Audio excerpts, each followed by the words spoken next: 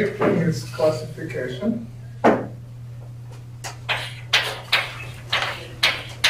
The next thing that everybody wants to do the moment they realize they're looking at dynamical systems, they want to say what kind of dynamical systems they are, and you would like to classify them. Many people have pondered this issue, at least since 16th century or so. And the answer is that's a fool's errand. It's absolutely impossible and hopeless that we would ever be able to classify all dynamical systems. And even if you did, we very soon realize that this is actually a subset of interesting things. So, for example, we'll never do special relativity in this course. But we know it's a good thing. You could do quantum mechanics, but that would take another semester. So that won't do it. So it's a hopeless undertaking.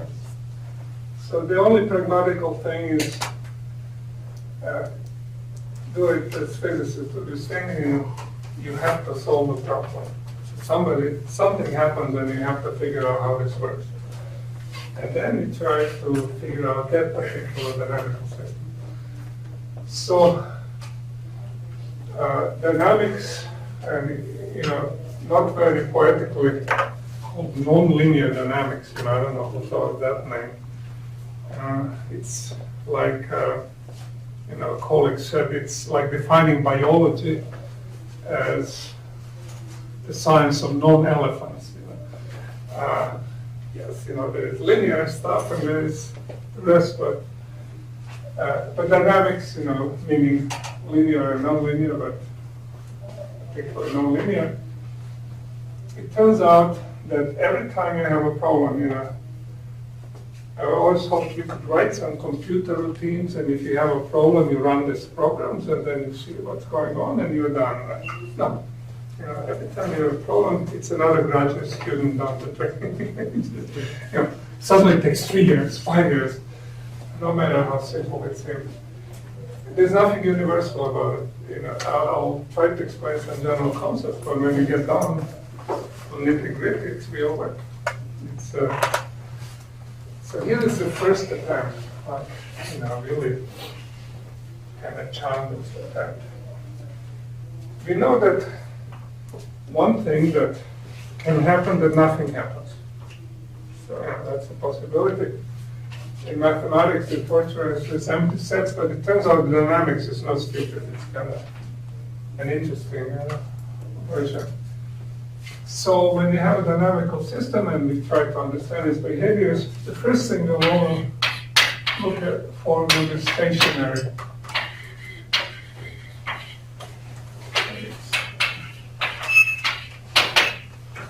So we look at states that have property at time t. There used to be a time 0.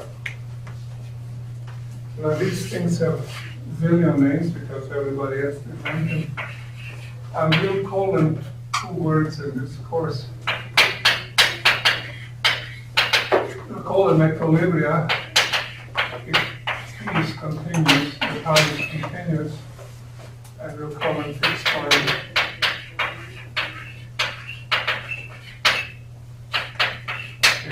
And time is discrete. But, there's a whole list of names included in the book that you can find on it.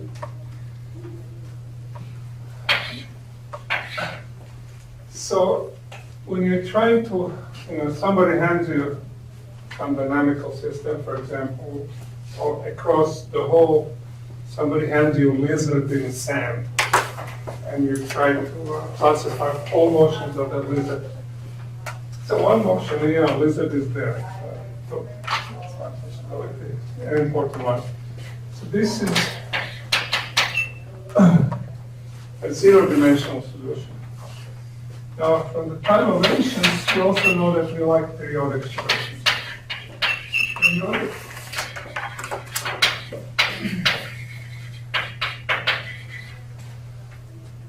has a property that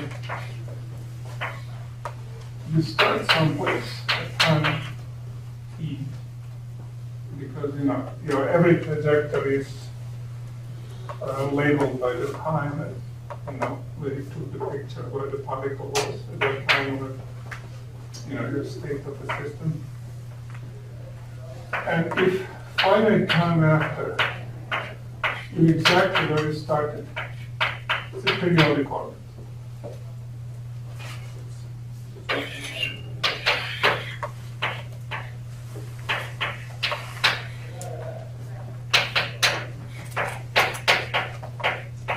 You can convince yourself that all the points on a periodic orbit are periodic to the same period. So that's a one-dimensional solution, and it looks attractive. It turns out it will be a help to find these solutions once you look at your particular system. I mean, the thing that you really care about, not something that's described in the course. And the reason is that these periodic solutions in state space are very rare. They roughly happen, this stationary state is extremely rare. So typically in your system you can even prove that there are only a finite number of it. So you can think of it, we have some potential landscape, and exactly if you're on the top of the hill or the bottom of the dale, you don't move, but every place else you move. So there are very few of them. What kind of systems you would be interested in. Now, periodic solutions will turn out to be lots of them, but they are as rare as rational numbers on a unit interval. If you take a knife and get into that meter stick over there, and do this with arbitrary precision, the chance that you'll get a rational number is 0. You can never get a rational number. By definition, you get a normal number, which is a number that is not rational. Periodic solutions of that kind, they're very rare. Sometimes they're very visible, sometimes they're quite invisible, they're not so easy to do. Now, what else could happen there? There could be an invariant object whose dimension is 2. So these things are called invariant. My imagination can't think of anything but chloride, but it could be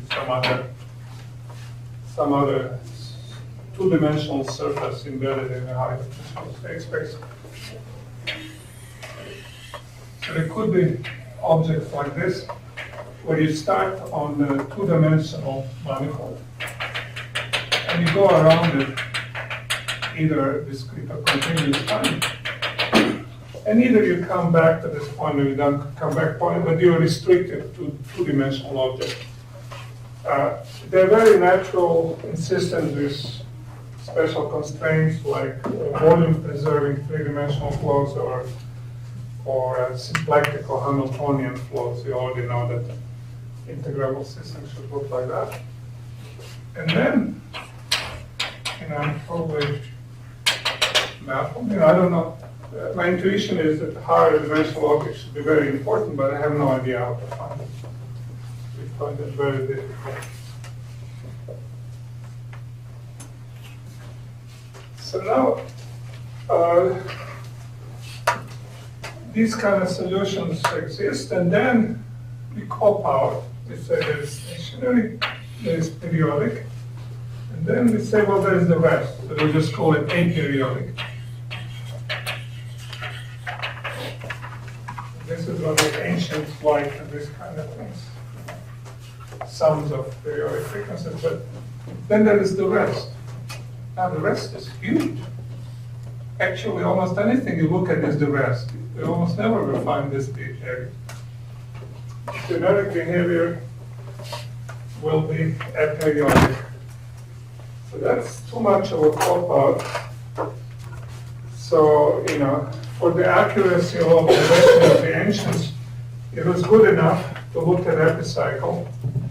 But since mid-19th century, since invention of statistical mechanics, modern statistical mechanics, we cannot afford it. We actually have to have sharper notions of classification about what's. To do that, we first define something so we can define its complement. That we define a wandering point.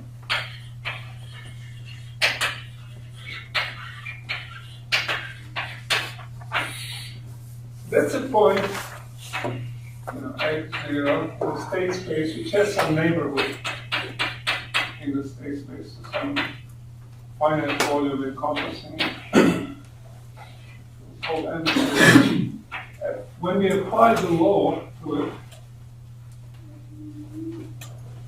the law takes someplace else, but at no time this x of t is always outside of this enveloping volume, not in the set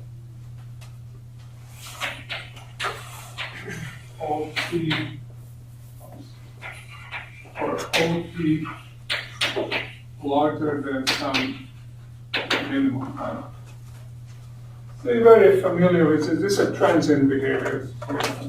You start something like that and it falls down, it never comes back. It's transient. So these are wandering points.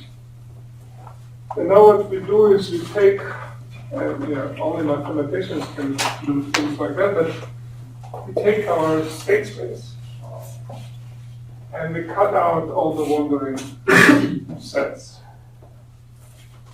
We core it out, and out of the Swiss cheese comes the complement, and union. And what remains is a non-wandering set.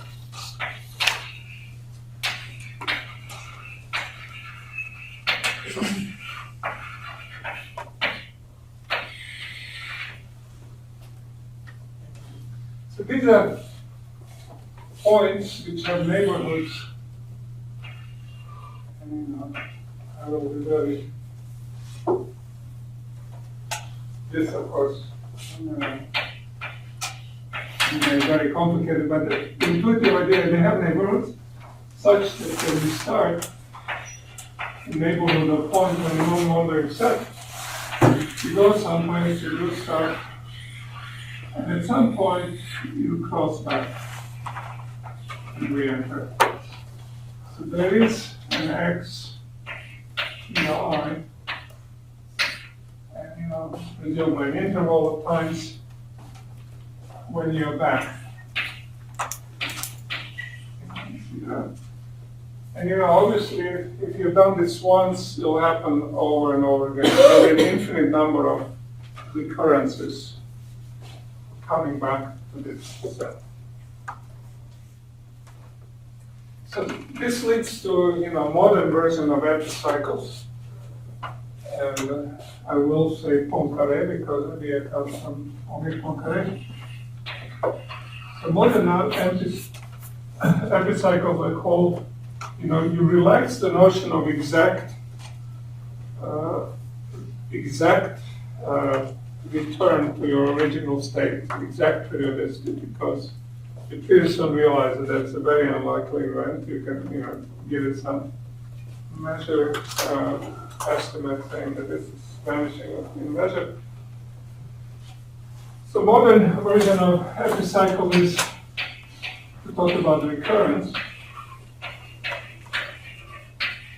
It says, I don't actually care about coming exactly back. I just want to come back into the same neighborhood.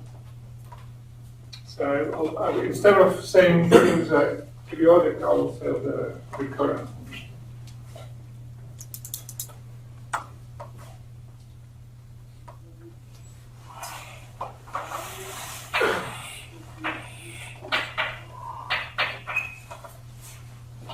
Now this, true is very simple, but of course we say if things go bang, the transient died out. I don't care about things long past and won't come back. I'm only interested in things that are ongoing, and they're described by recurrences. So the focus of what we will do is will be on not transient behaviors, but on recurrent behaviors. Seeing things that we have almost seen before, some turbulent motion, chaotic motion, chaotic typical behavioral dynamical system. Now you can start defining this non-wandering set, finding specific things about it. So one thing that we will talk about often will be attractors.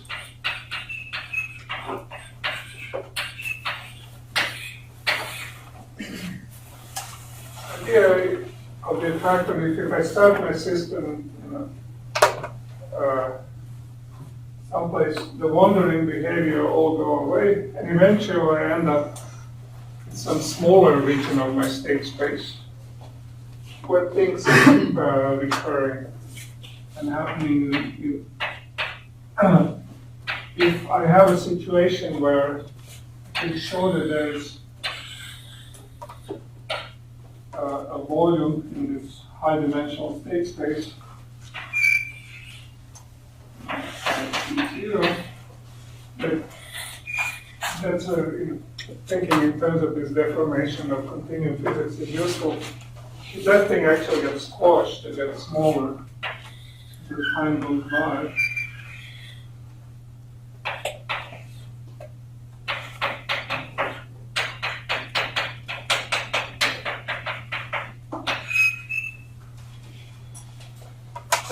Then I might land on an attractor. And the attractors are kind of easy to quantify. So the simplest attractors are called attracting stationary, attracting equilibria. They were studied by Puno in 1890s. And he has formulated some criteria which basically say that if I can find a volume that always, under action of time, contracts within itself, I can prove existence of such attractive response. So that's the easiest case. And that's basically that. Right? So start anywhere, eventually we'll end up in this state.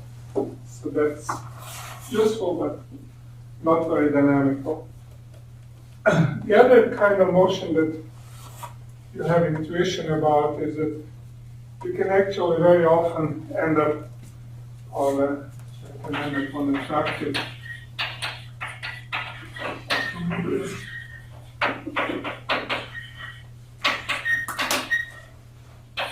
or you can end up on a attractive Lilith cycle.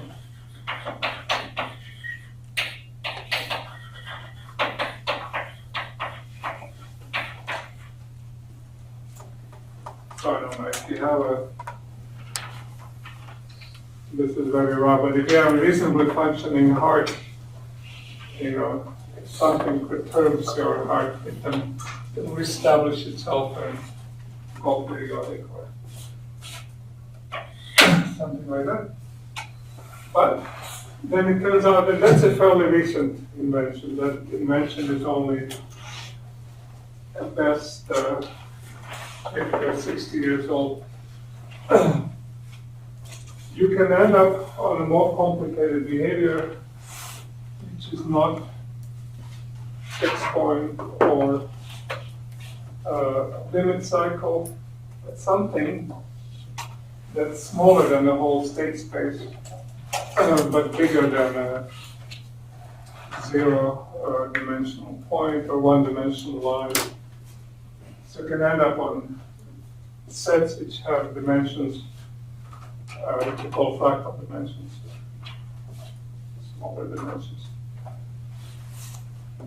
It turns out also that this is what intuitively seems nicest, because these are the simplest long-time behaviors you can think of dynamical systems on the tracking set.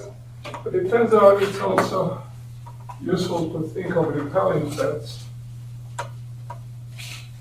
and we will find them extremely useful to develop the pure dynamical systems. In some sense, they're much easier than attractive sets. And I won't define them right now, but repelling sets look like this. For example, if you're on top of a hill, you put the ball here and you kick it.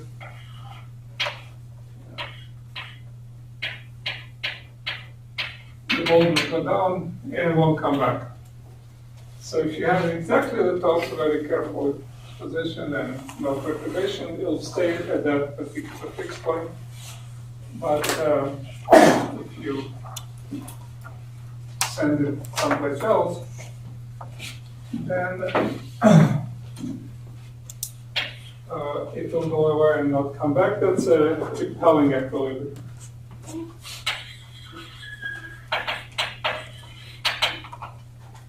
But suppose you have some hilly landscape. And you don't know about frictionless hilly landscape. And what could happen is that, you go this way, you come out, but you can actually maybe send the ball that comes here and comes there and bounces and comes back. So you can actually find lots of solutions of systems which a number of repelling regions in which you can have an interesting long-time behavior. And these are repelling sets. Eventually you'll run away because you'll find a valley and run away, but you might find lots of time spending there, and you might find very interesting physics in studying this repelling set.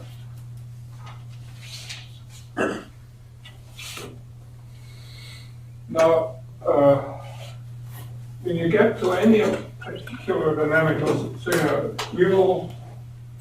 this kind of system is like harmonic oscillator for mechanics. It turns out to be very clean, and we'll illustrate lots of notions of dynamical systems looking at this very clean system. But your dynamical systems usually will not be like that.